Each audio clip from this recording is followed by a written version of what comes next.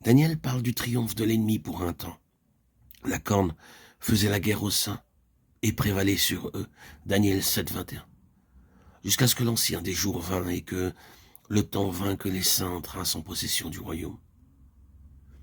Il ressort de cette prophétie qu'au temps de la fin, Dieu permet à Satan de vaincre momentanément les saints.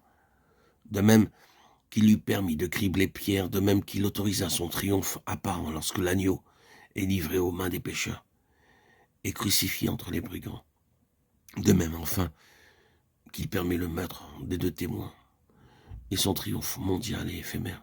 Apocalypse 11, 7, 13, 7, 15. Ces victoires momentanées de Satan qui, pour la plupart, sont du domaine du passé. Peut-être faut-il placer la guerre entre la bête qui ressemble à un léopard et les saints après l'enlèvement de l'Église, nous montre que les victoires de l'Éternel sont souvent enveloppées dans d'apparentes défaites.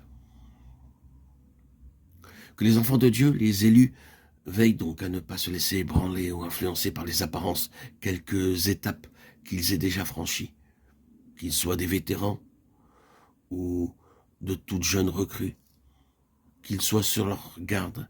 Le triomphe des puissances qui semble divine peut être une victoire de Satan, et la défaite qui semble annoncer le triomphe définitif des puissances du mal peut être le prélude de la grande victoire.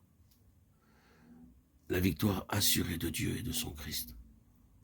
Satan est par excellence le séducteur. Et c'est comme séducteur qu'il prévaut dans les derniers temps. Succès ou défaite ne saurait donc prouver que telle chose procède de Dieu et telle autre de Satan. Le calvaire reste à jamais la révélation de la manière divine. Satan travaille pour le temps et il sait que son temps est court. Mais Dieu travaille pour l'éternité.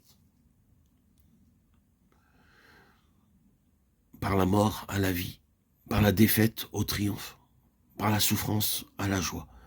Telle est la manière divine, telles sont les voies de Dieu. Connaître la vérité, voilà l'unique sauvegarde contre l'erreur et le mensonge.